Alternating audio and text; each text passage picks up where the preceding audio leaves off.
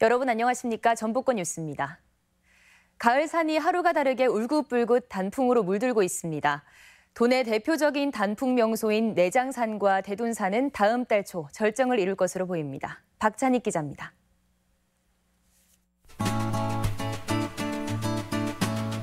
파란 하늘 아래 가을산은 세월을 치라듯 어느새 오색 단풍으로 곱게 단장했습니다. 산 정상에서 내달린 붉은 빛은 산 허리를 굽이굽이 휘감으며 타오릅니다. 가을 볕을 품은 단풍은 화사한 매력을 더하고 보는 이들의 탄성을 자아냅니다. 단풍이 너무 멋있게 들어있고 또 우리 가족들하고 다 같이 오니까 너무 행복하고 좋은 것 같습니다. 산을 오르는 등산객들은 단풍의 고운 빛깔에 매료돼 좀처럼 발걸음을 떼지 못합니다. 매년 오면은 다른 보다가 여기가 더 아름답고 더 좋아요. 붉고 노랗고 이제 좀 아름답죠. 올해는 평년 기온이 오르면서 단풍 시기가 예년보다 사나흘 정도 늦어졌습니다. 앞으로 일교차가 크고 당분간 비 소식이 없어서 단풍을 마음껏 즐기실 수 있을 것 같습니다. 이미 덕유산은 단풍이 절정에 접어들었고 지리산과 대둔산은 이번 주 국내 최대 단풍 명소인 내장산은 다음 달 초쯤에 가장 화려한 단풍 빛깔을 만끽할 수 있을 것으로 보입니다. MBC 뉴스 박찬익입니다. 휴일인 오늘 전형적인 가을 날씨 속에 도내 축제마다 인파로 북적였습니다.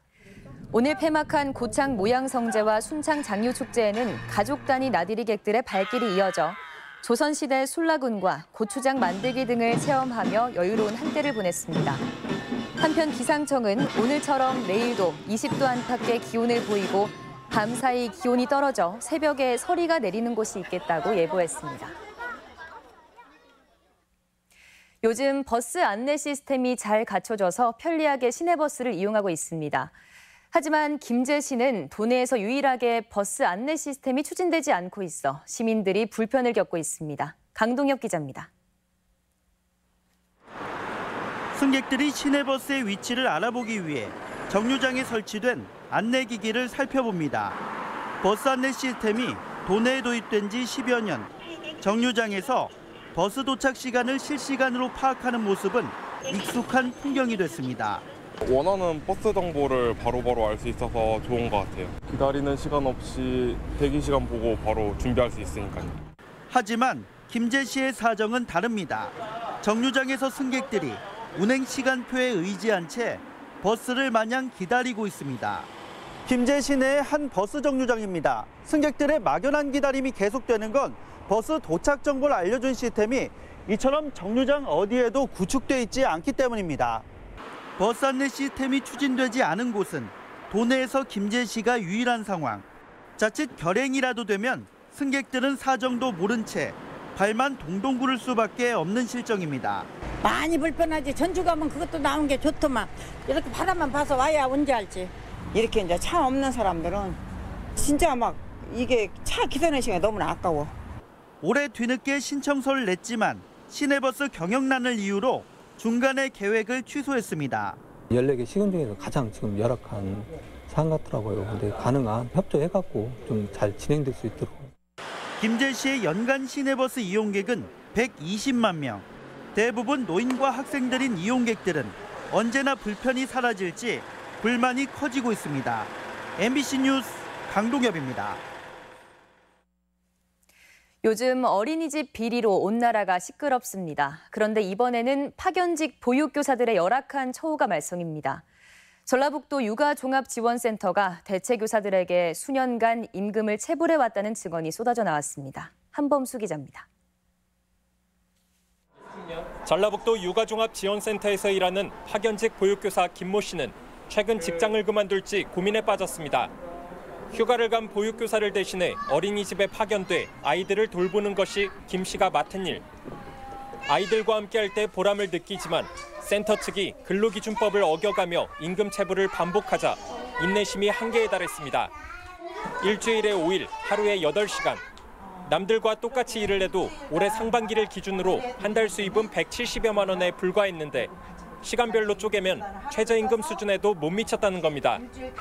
대체교사의 특성상 어린이집에서 교사 수요가 없으면 대기 상태로 있어야 하는 날이 많은데 센터에서 이를 업무 시간으로 인정하지 않아 빚어진 일입니다. 저야 맞벌이 있기 때문에 온전히 생활을 책임지는 것이 아니기 때문에 큰 지장은 없지만 생계를 책임져야 되는 선생님들은 이 일을 그만두고 현장으로 나가는 선생님들도 많이 있습니다. 현재 센터에 고용된 대체교사는 90여 명으로 대부분 김 씨와 사정이 비슷한데 지난 5년간 체불된 금액이 무려 6억 원에 육박합니다. 대체교사들은 센터의 부당 대우에도 계약직 신분을 의식해 제대로 된 이의제기조차 하지 못했다고 말합니다. 저 같은 이제 1년이 안 됐기 때문에 나중에는 그냥 어떤 이유를 대서라도 탈락을 시킬 수도 있잖아요. 대체교사들의 요구를 외면해온 센터는 노동단체의 고발이 뒤따르자 뒤늦게 규정을 검토해보겠다며 한 발 물러서는 모양새입니다. 지금 현재 보건복지부나 행정기관에 질의를 해놓은 상황이기 때문에 그 질의에 대한 답변에 따라서 저희가 검토할 예정입니다. 이와 관련해 전라북도는 육아지원센터가 도의 위탁을 받아 운영되고 있는 기관인 만큼 파견직 보육교사들의 처우 문제에 대해 정식으로 조사를 벌이겠다고 밝혔습니다. MBC 뉴스 한범수입니다. 유치원 비리 신고센터가 도내에서도 운영됩니다. 전라북도 교육청은 홈페이지 원클릭 비리 신고센터를 개선해 유치원을 포함해 모든 학교 비리 신고를 받겠다고 밝혔습니다. 도교육청의 유치원 비리 신고센터 운영은 교육부의 지침에 따른 것으로 다음 주에 자체 비리 유치원 대책도 발표할 계획입니다. 오늘 낮 12시 반쯤 부안군 모항 인근 해상에서 소형 보트를 타고 표류하던 42살 A씨 등 낚시꾼 2명이 구조됐습니다. 이들은 낚시 도중 갑자기 보트 엔진이 작동하지 않자 곧바로 해경에 구조를 요청했습니다. 음주운전 사고 재범 비율이 높은 것으로 나타났습니다. 국회 소병훈 의원에 따르면 지난 3년간 도내에서 발생한 음주운전 사고는 2,461건으로 전체의 40%가 넘는 1,059건이 재범 사고였습니다.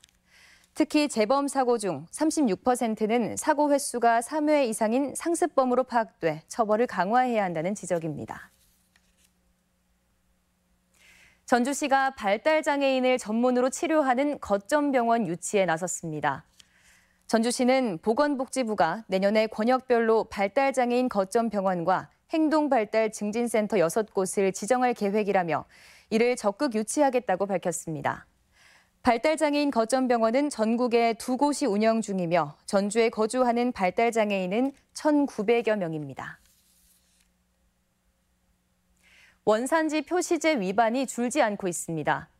국립농산물품질관리원에 따르면 지난 2015년부터 올해까지 도내에서 원산지 표시 위반으로 적발된 건수는 1,050건으로 17개 시도 가운데 7번째로 많았습니다. 위반 내용으로는 원산지를 거짓으로 표시한 경우가 774건으로 많았고 미표시는 270여 건으로 집계됐습니다. 도내 기초수급자 탈락률이 높아 제도 개선의 요구가 높습니다.